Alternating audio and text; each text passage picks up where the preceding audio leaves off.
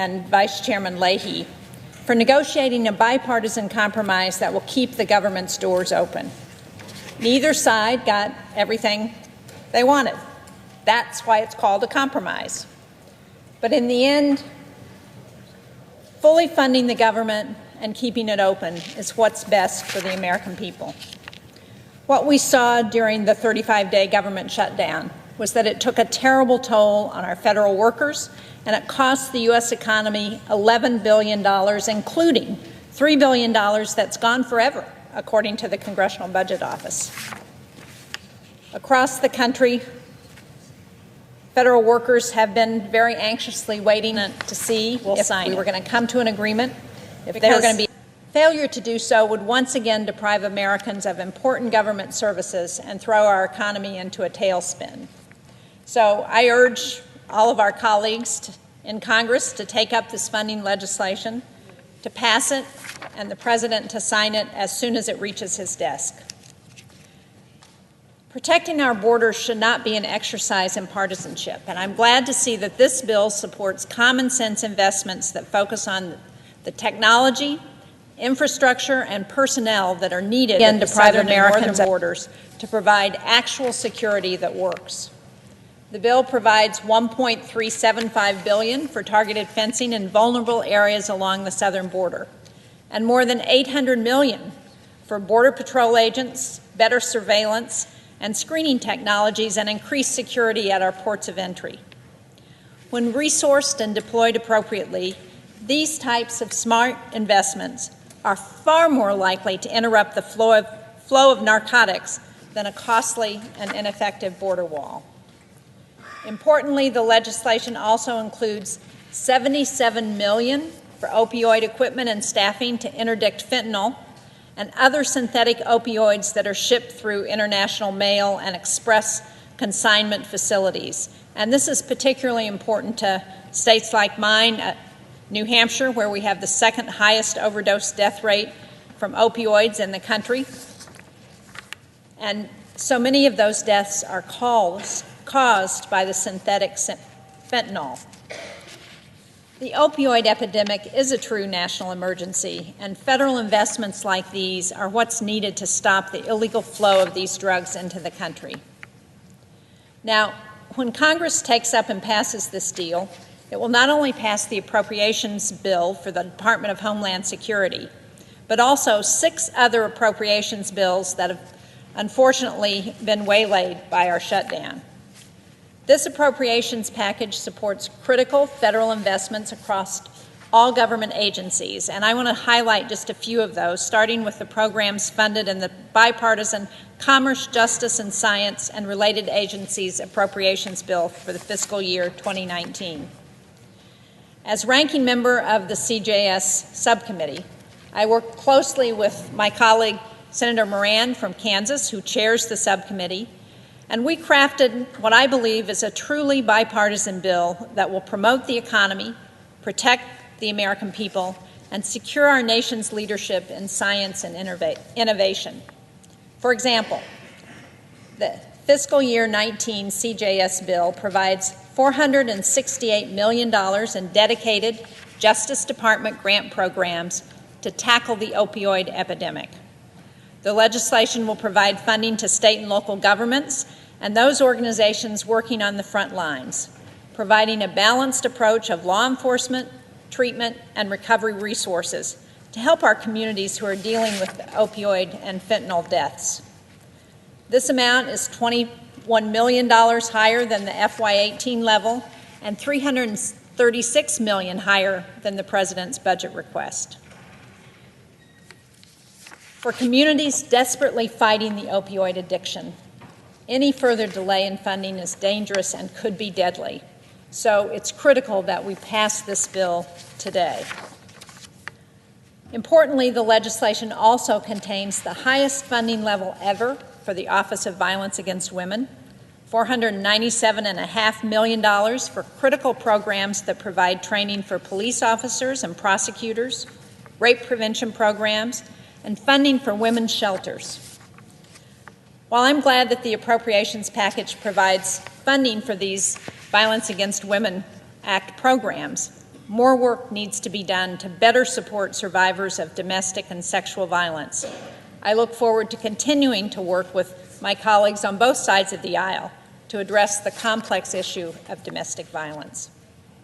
Now, the appropriations package also supports investments in our national infrastructure and provides more than $49 billion to the Federal Highway Administration to modernize our highways and repair our bridges. This legislation would also provide a $1.3 billion increase for housing programs like rental assistance and homeless support services. And for us in New Hampshire, that means that 9,500 low-income households will continue to have a place that they can call home. I'm pleased that the appropriations package includes a 1.9% pay increase for federal civilian employees. This is a cost of living increase that is long overdue. You know, during the shutdown, I had a chance to meet with a number of our federal workers. And one of the things that impressed me the most was the dedication that those workers had to their jobs and to serving the people of this country. They were going to work without getting paid, without knowing when they were going to get paid. And yet they showed up every day because of their commitment to the people of this country. Now, in addition to passing the appropriations package, Congress should take further action to provide financial security to federal employees and contractors. And we just heard our colleague Tina Smith talking about the importance of providing the pay to those people who so far are not slated to get back pay. I've co-sponsored legislation to secure back pay for the federal contractor employees, including janitorial, food, and security services workers who were furloughed or forced to accept reduced work hours as a result of the shutdown. I hope that we in Congress will take up and pass the bills that Senator Smith outlines as soon as possible. Now, Mr. President, I know you know this because we've talked about it. But Americans are tired of partisanship. They expect their elected officials to work together, to come to a bipartisan compromise, and to do what's good for the country. And I couldn't agree more. The Senate will soon consider an appropriations package to supply federal investments for programs that support national defense, small businesses, conservation of public lands, food assistance for low-income families, and so much more. This is a package that also includes compromise proposals to improve our border security. I hope we will pass this package this afternoon and that the President will sign this legislation into law as soon as it passes the House. Federal workers are dedicated to serving the American people, and they have families to care for. They should never again be used as pawns. We should never again use shutting down the federal government as an excuse over disagreements around policy issues. It is time for us as elected leaders to move away from this partisan politics to live up to the expectations of our constituents. Let's fund the government, and let's do it today. Thank you, Mr. President. I yield the floor.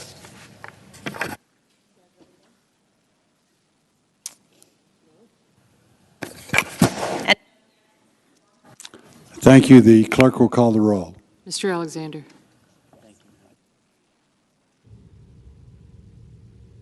All right, folks, welcome. My name is Jen. I'm from Golden State Times. I'm the host of the stream. I'd like to thank you for choosing us as your stream of choice. So today they're going to be voting on the nomination of the new Attorney General, William Barr. So make sure you guys stay tuned. That's going to be happening in just a few minutes. It's scheduled to happen in a few minutes.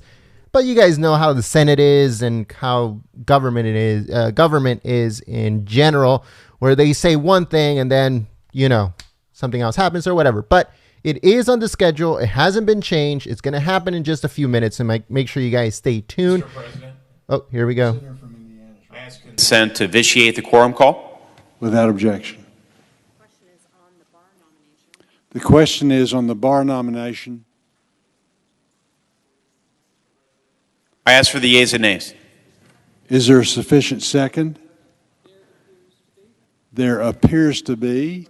The clerk will call the roll. Mr. Alexander, Ms. Baldwin, Mr. Barrasso, Mr. Bennett, Mrs. Blackburn, Mr. Blumenthal, Mr. Blunt, Mr. Booker, Mr. Bozeman. Yes.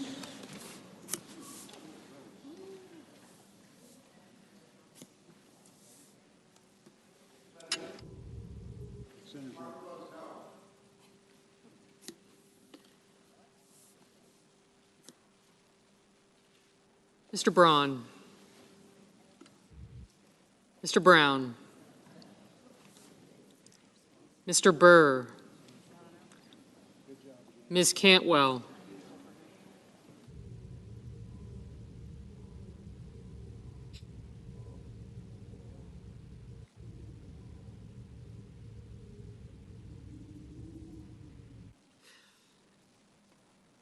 Mr. Cardin, Mr. Carper, Mr. Casey, Mr. Cassidy, Ms. Collins, Mr. Coons, Mr. Cornyn, Ms. Cortez Masto, Mr. Cotton, Mr. Kramer, Mr. Crapo, Mr. Cruz, Mr. Daines, Ms. Duckworth, Mr. Durbin, Mr. Enzi, Ms. Ernst, Mrs. Feinstein, Mrs. Fisher, Mr. Gardner, Mrs. Gillibrand, Mr. Graham,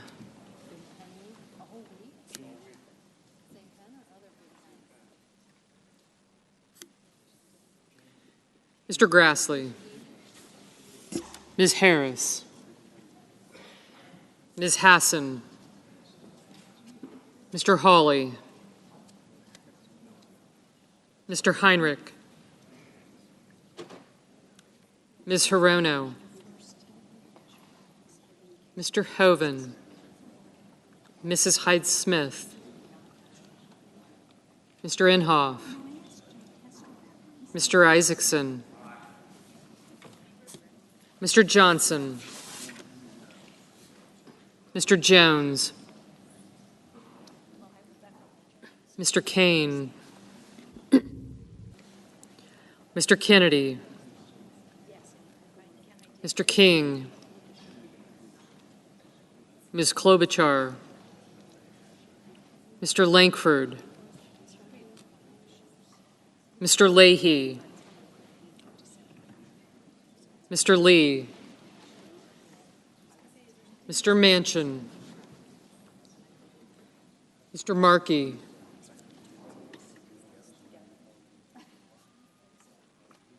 Mr. McConnell, Ms. McSally, Mr. Menendez, Mr. Merkley, Mr. Moran, Ms. Murkowski, Mr. Murphy, Mrs. Murray, Mr. Paul. Gotcha. Mr. Perdue, Mr. Peters, Mr. Portman,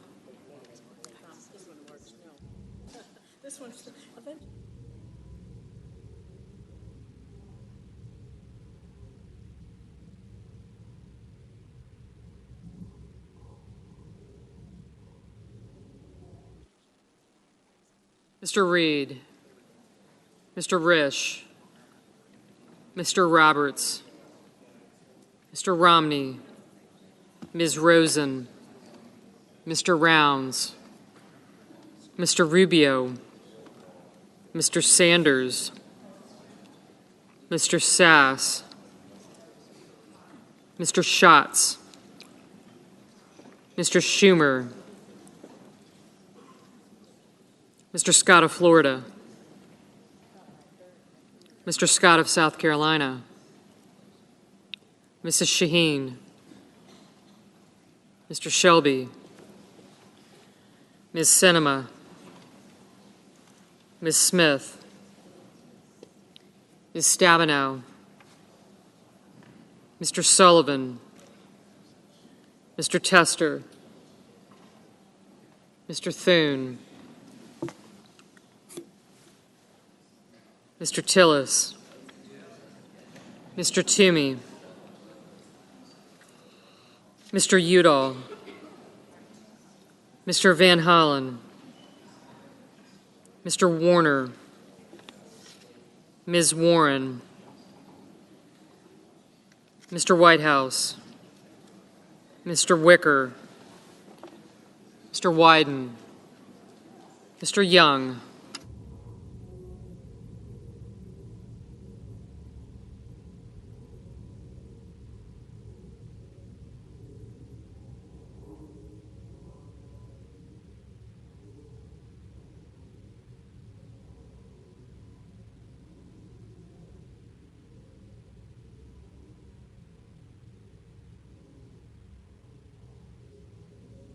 Senators voting in the affirmative: Bozeman, Cornyn, Crapo, Graham, Isaacson, Thune, and Young. Senators voting in the negative: Booker, Carper, Rosen, Schatz, Shaheen, Smith, Stabenow, Warren, and Whitehouse. Mrs. Fisher? Yes. Aye.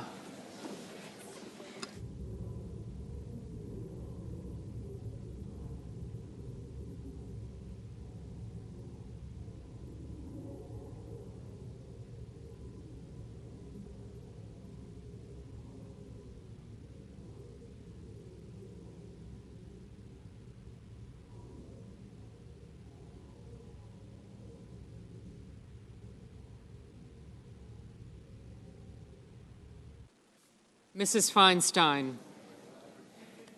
No.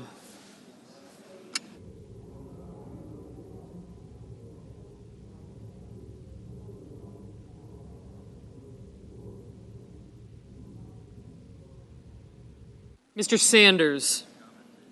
No. Mr. Kennedy? Aye.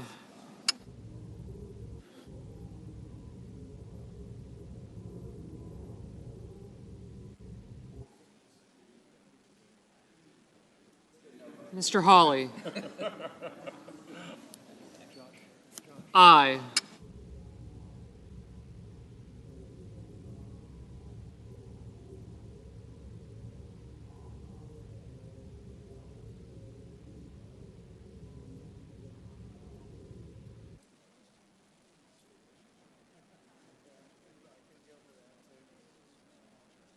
Mr. Paul? No. Mr. Romney? Aye. Mrs. Blackburn? Aye.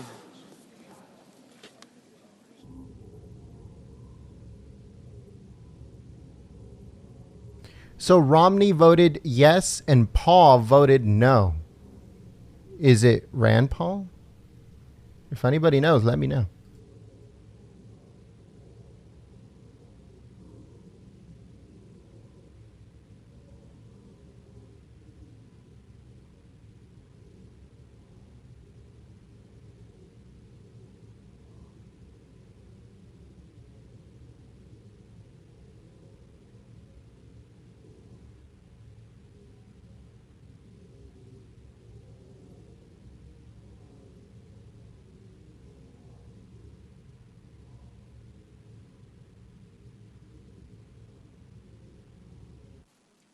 Mr. Scott of Florida? Aye.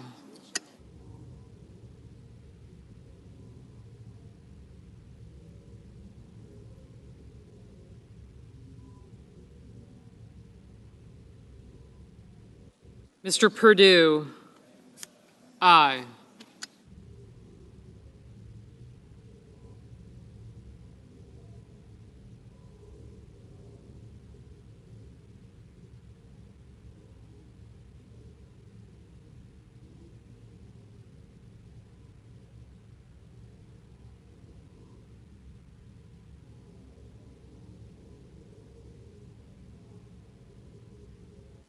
Ms. Duckworth?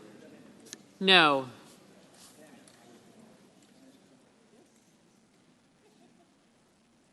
Mr. Bennett?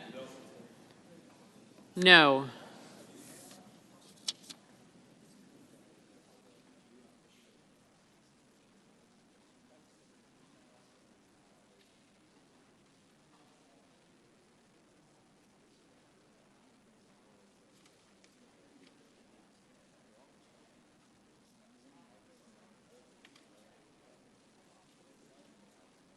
Mr. Kramer? Aye.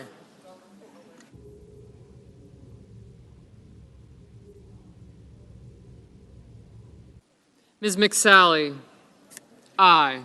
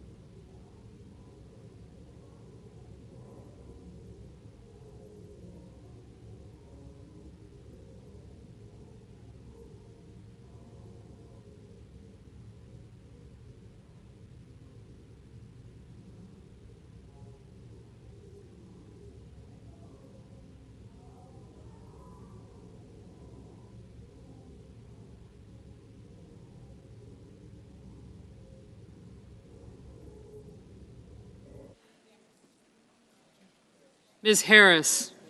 No. Mr. Toomey? Aye. Mr. Tillis? Aye.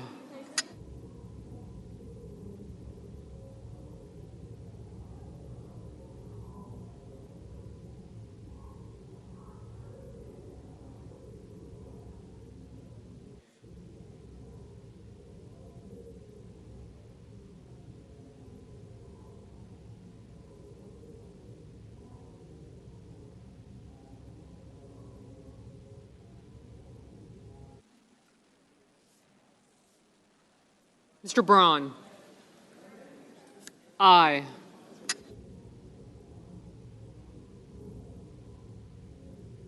Mr. Tester?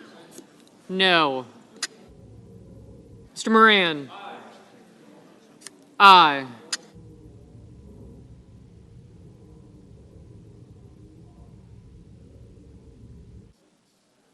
Mr. Casey? No.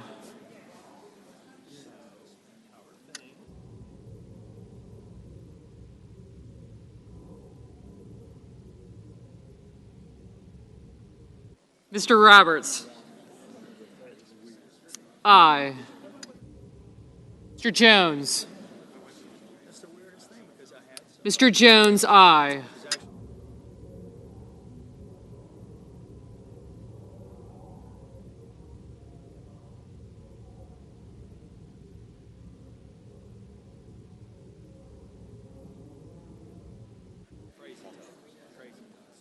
Ms. Cinema? Aye.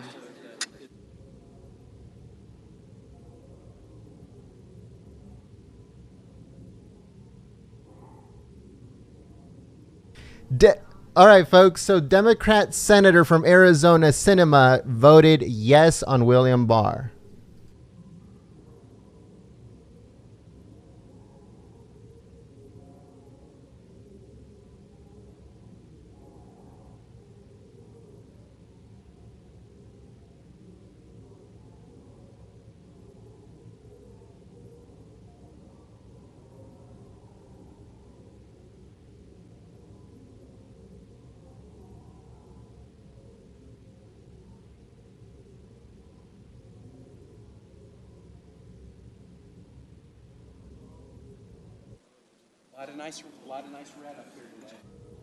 Mr. Alexander?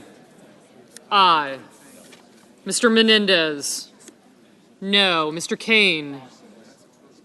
No.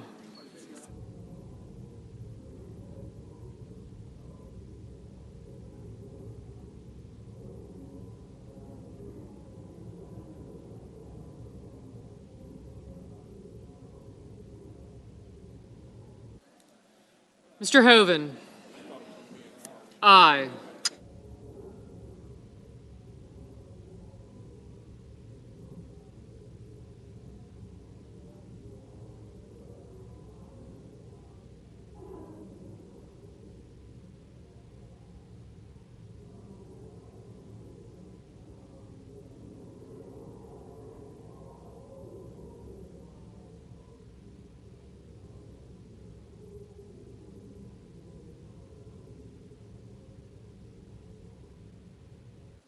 Mr. Sass. Aye.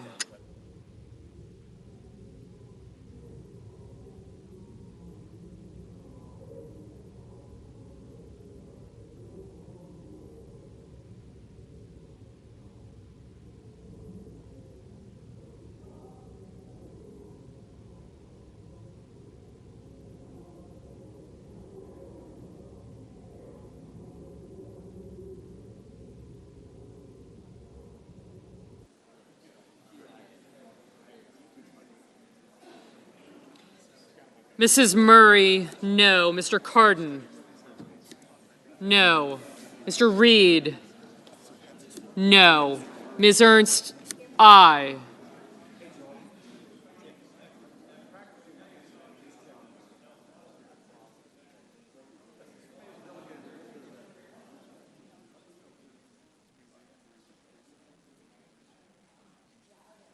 Ms. Hassan, no. Ms. Cortez Masto, no.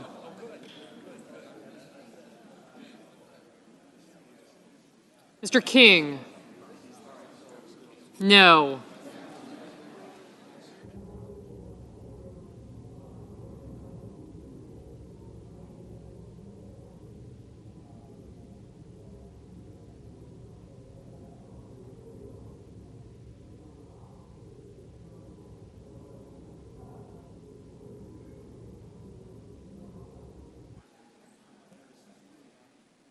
Mr. McConnell, aye.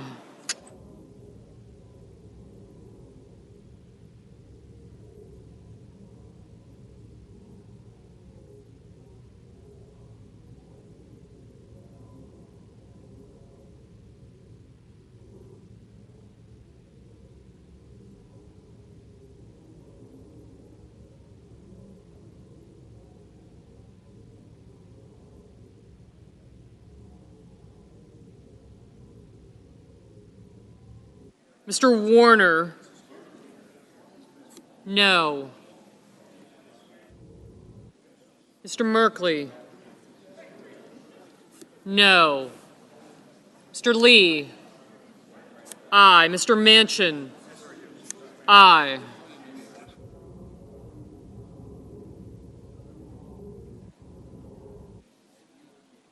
Mrs. Hyde-Smith, aye. Mr. Cotton, aye. Mr. Barrasso, aye.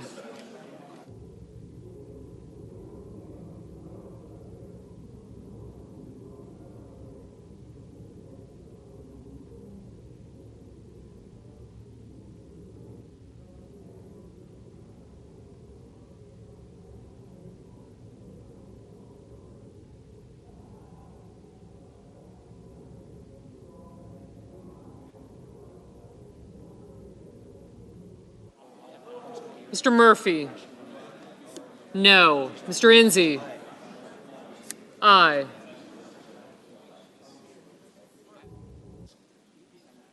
Mr. Daines, aye. Mr. Shelby, aye.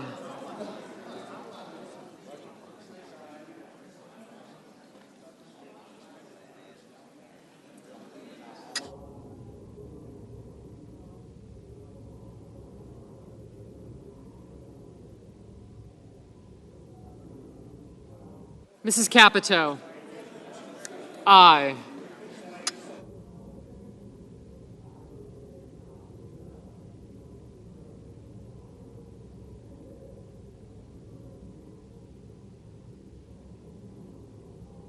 All right, folks, really quickly, if you haven't yet, please share the live stream on social media. That helps us out a lot. Also, Ms. don't Collins, forget to aye. click the thumbs up button.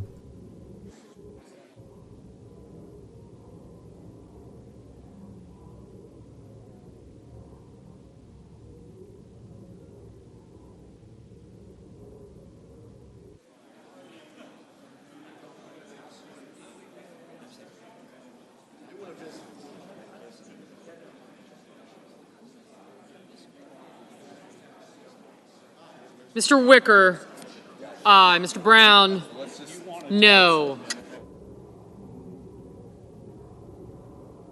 Mr. Heinrich, no. Mr. Udall, no.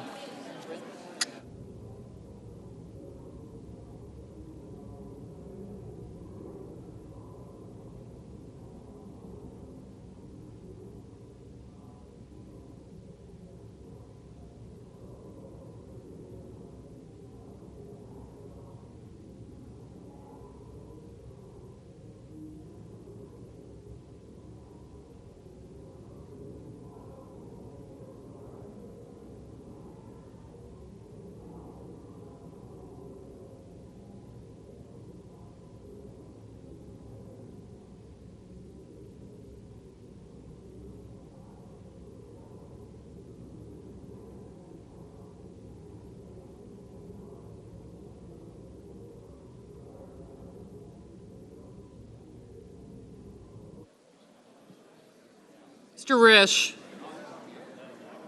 aye. Mr. Scott of South Carolina, aye.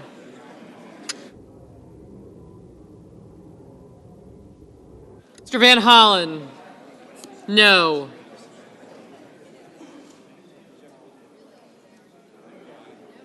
Mr. Cassidy, aye. Mr. Portman, aye.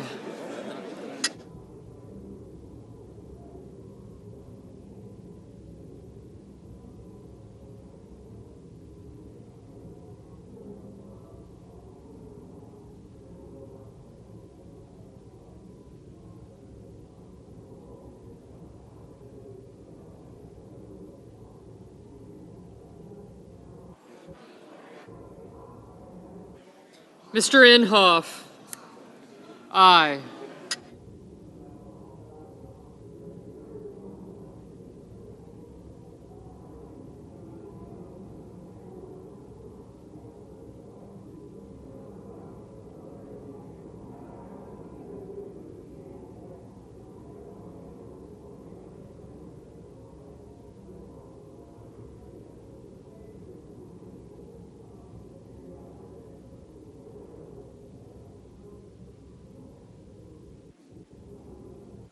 Mr. Gardner, aye. Ms. Cantwell, no. Mr. Schumer, no.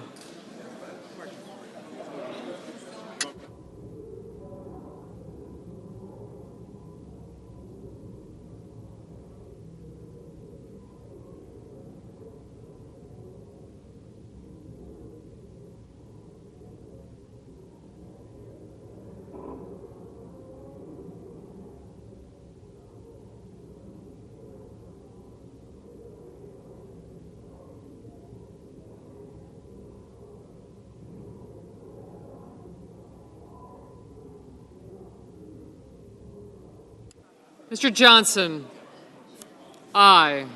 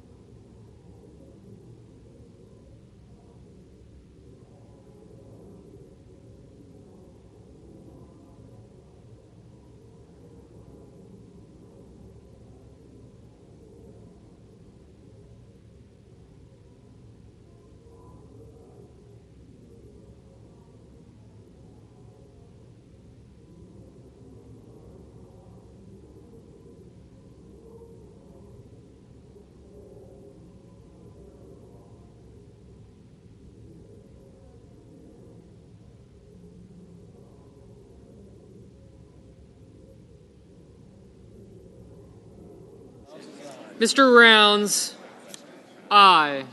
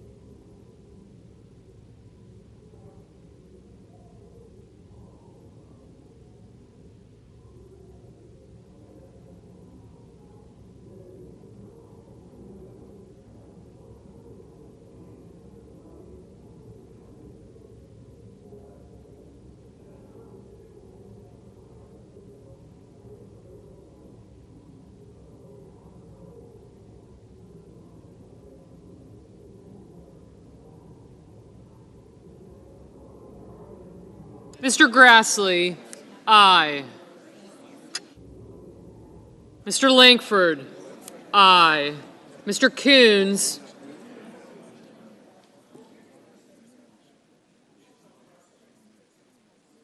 Mr. Blumenthal, no.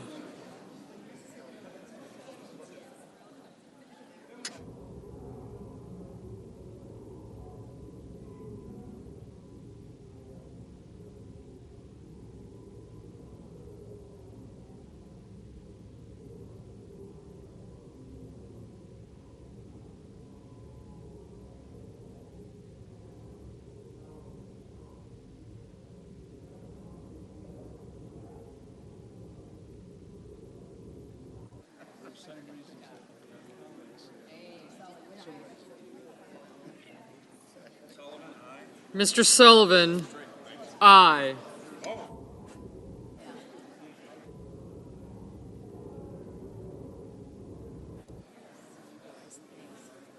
Mr. Coons, no.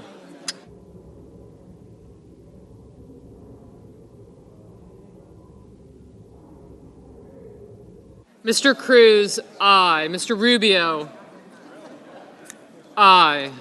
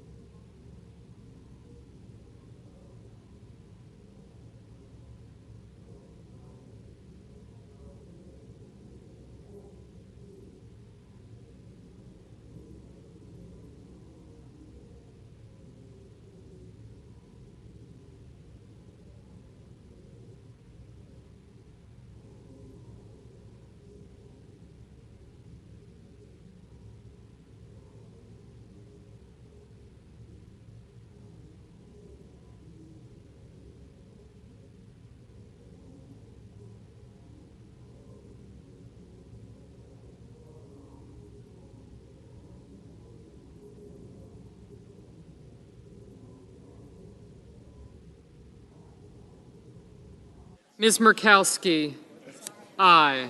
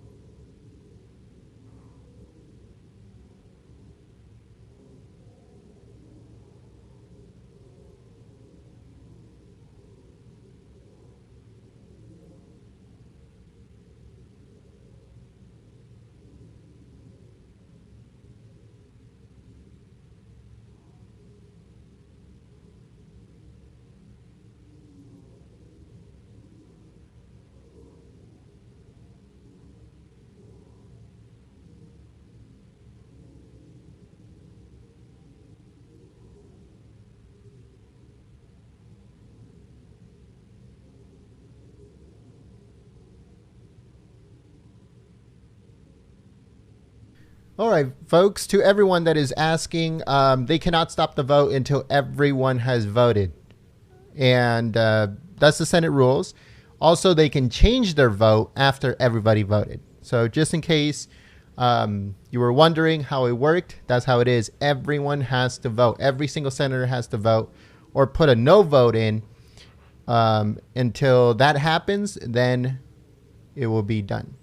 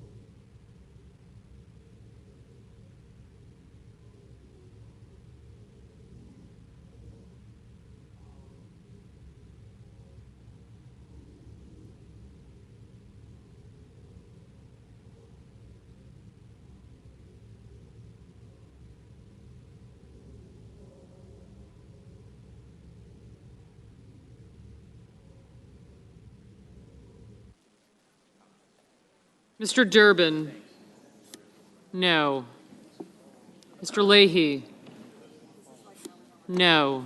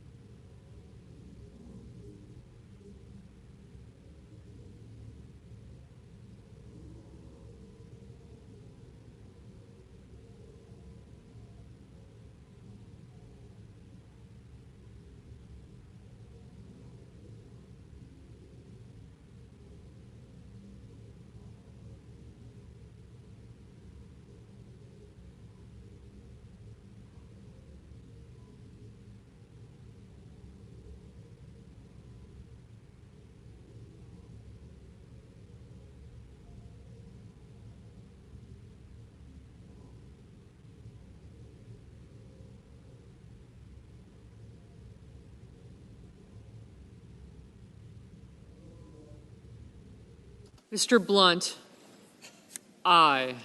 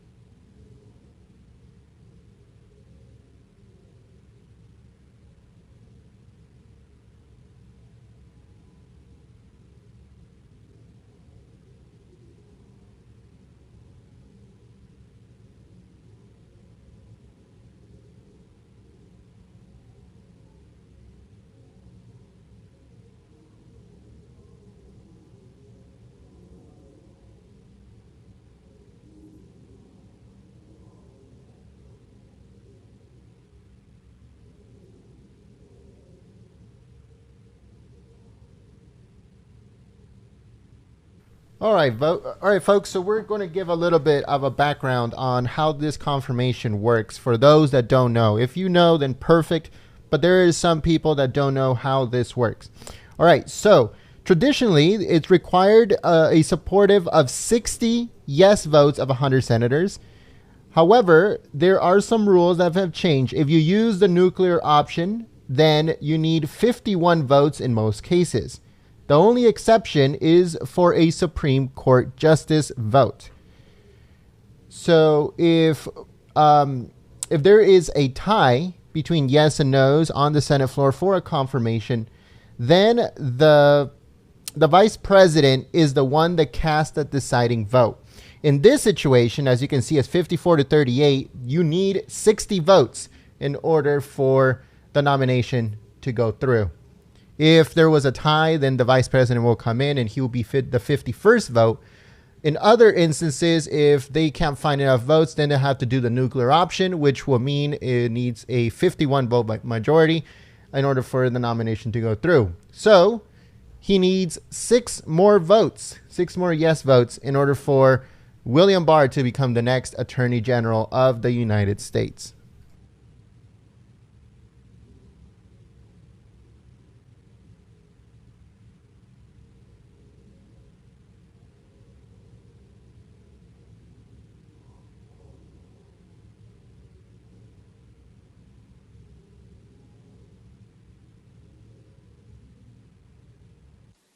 Mrs. Gillibrand, no.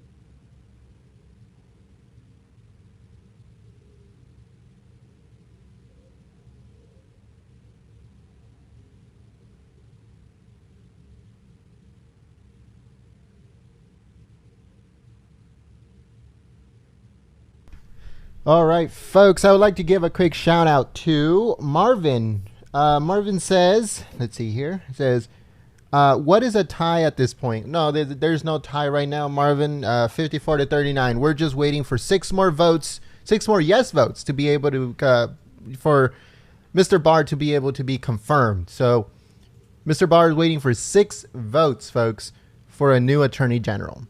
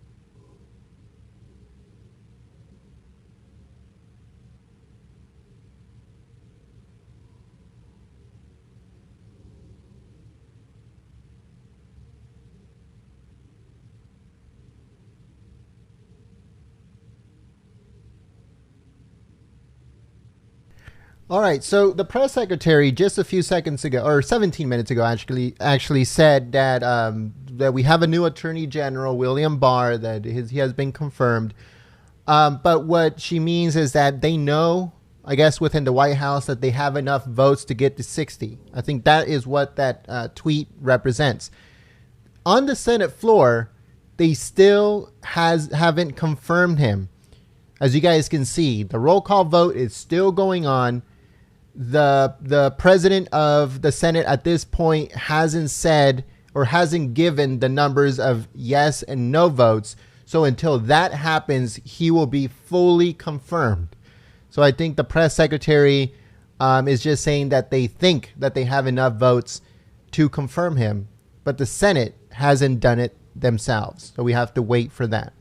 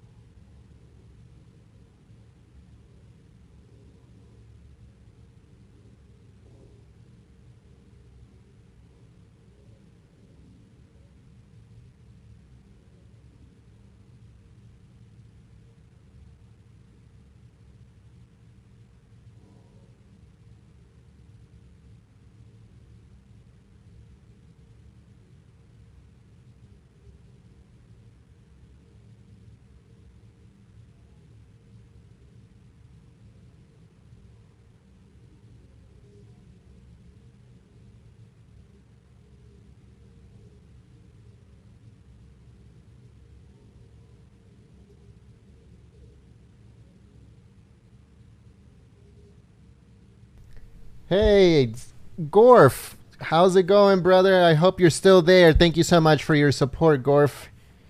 You know, you always have a band hammer here with us, brother, if you want to, if you're interested. I don't know if you're just passing by and stuff like that, but if it's the real Gorf, let me know, bro. Like, get a hold of me and hopefully we can talk. Welcome back if it is you, Gorf.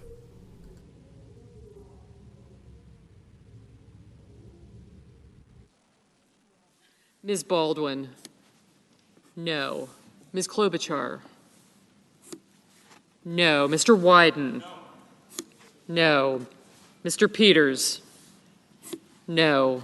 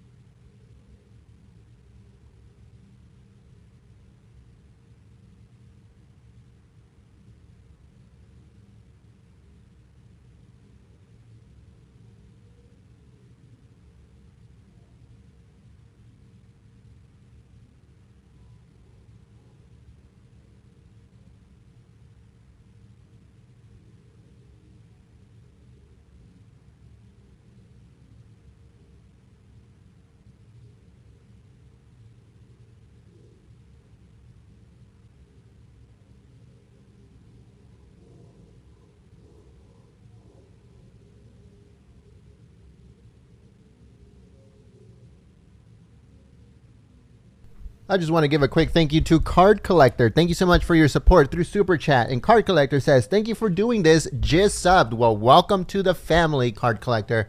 And anybody else that likes our coverage and sees this as Ms. useful, Hirono? then subscribe. No.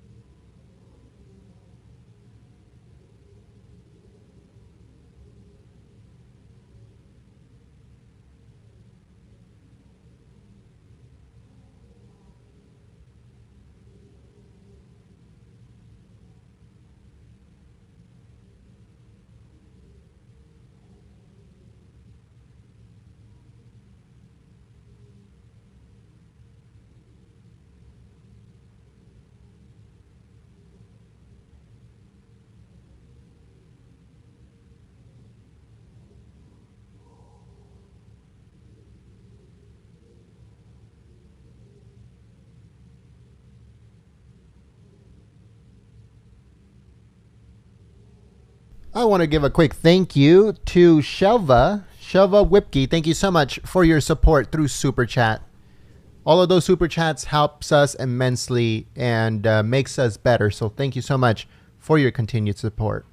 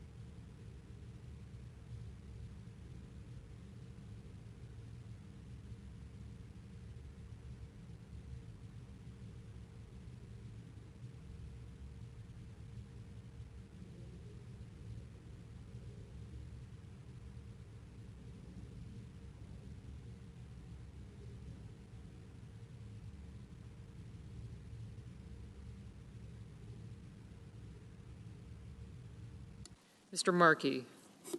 No.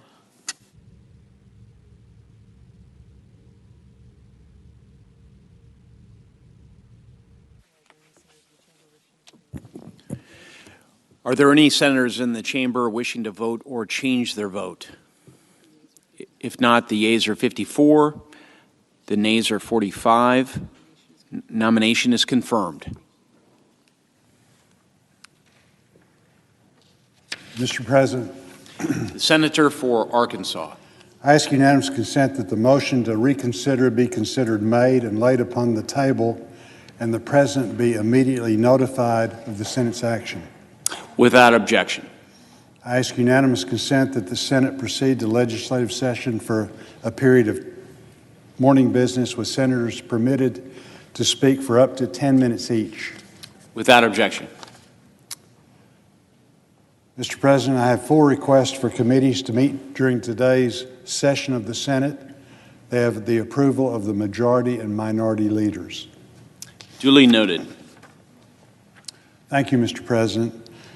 Mr. President, it's no secret that the 116th Congress got off to a rocky start as we tried to address the ongoing partial shutdown. Despite that, I remain optimistic that we can work together to get things done for the American people. Those looking for an example on how to find common ground should look no further than the important work Congress has done and continues to do for our veterans. The Senate Veterans Affairs Committee's hearing room is traditionally one of the most bipartisan places in Washington, and it's also one of the busiest. Last Congress, under Chairman Isaacson's leadership, we held 30 hearings, considered 56 pieces of legislation, and sent 17 of President Trump's nominees to serve our veterans to the full Senate. That spirit of cooperation continued here on the floor. During the last session of Congress, the Senate passed 23 major pieces of veterans-related legislation. As a result, the President signed into law bills that significantly enhance health care, education, retirement, and other benefits for our veterans. I want to talk briefly about 2 of the more notable measures, the VA Mission Act and the Forever GI Bill, to underscore why it's so important for Congress to operate in a collaborative manner. Bipartisan oversight of the departments and agencies that implement the laws we pass in this chamber is critical to ensuring the executive branch follows the intent of Congress. These 2 laws highlight just how important that is. Let's start with the VA Mission Act. This law was passed to replace the Veterans Choice Act, which was created in response to the VA Health Administration scandal of 2014. This was a good first step. The Choice program addressed many shortcomings within the VA system. However, my colleagues and I quickly learned it had its own share of troubles.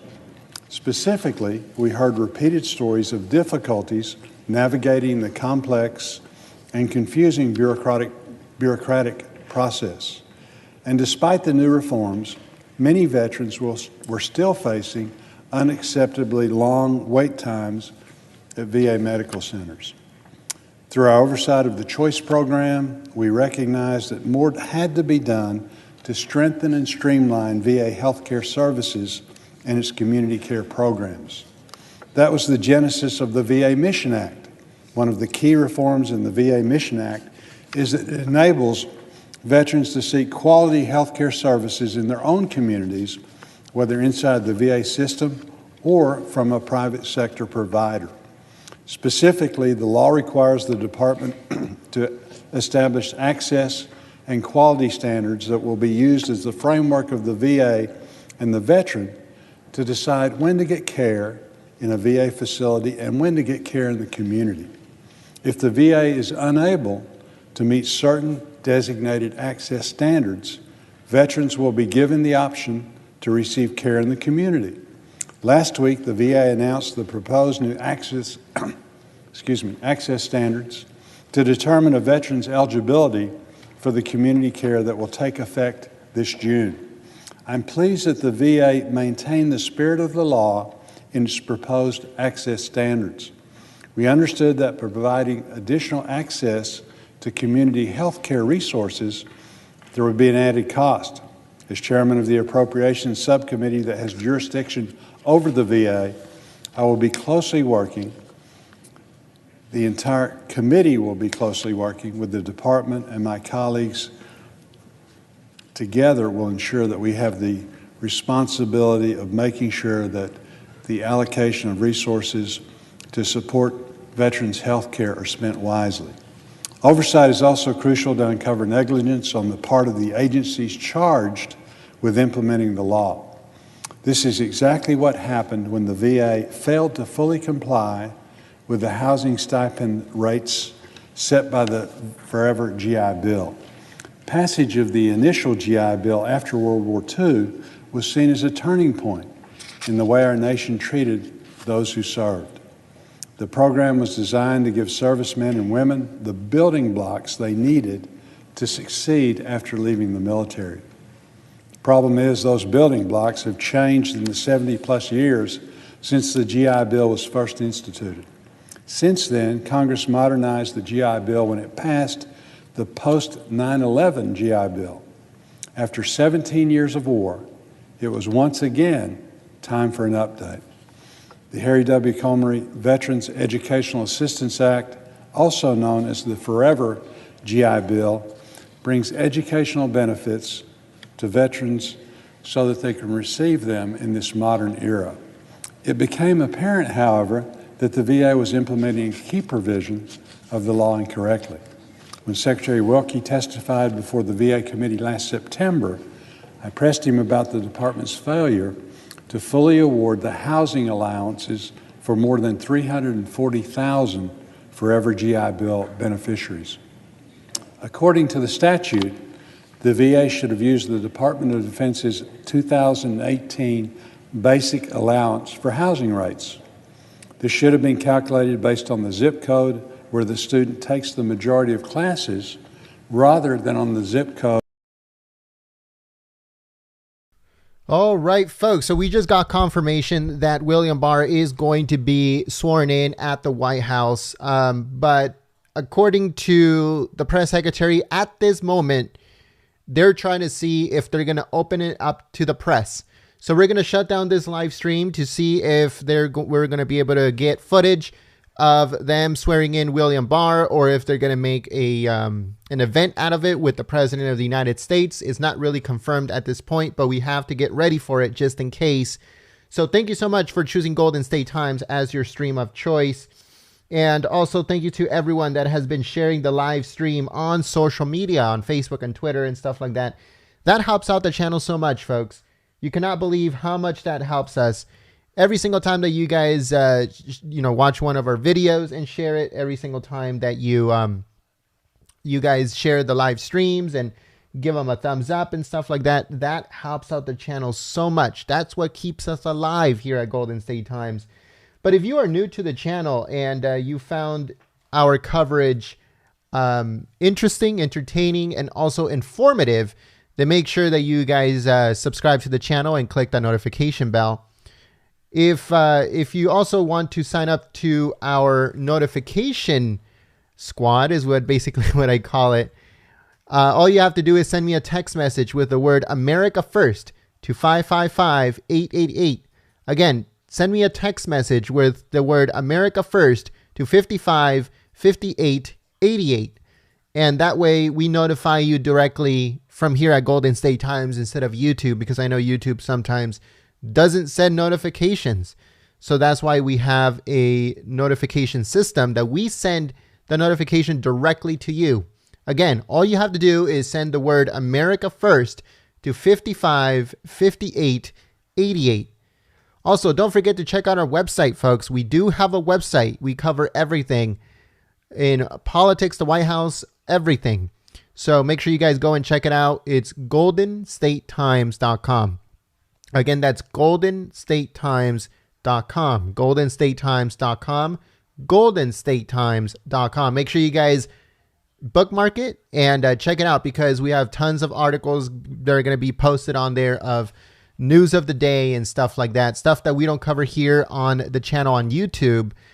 but we cover it on our website. So we keep you guys up to date on everything that is going on within politics, the president, the White House, State Department, everything that you guys can possibly think of. We cover it on both on our website, goldenstatetimes.com, and here on the channel on YouTube. So make sure you guys go and check it out. Thank you so much for choosing Golden State Times as your stream of choice. And we hope that we get footage, and we hope that they allow the press to come into the place where William Barr is going to be sworn in. So make sure you guys stay tuned. There might be a live stream coming up or a video coming up soon. So stay tuned for that. Thank you very much for choosing Golden State Times as your stream of choice, and I'll see you soon. Peace.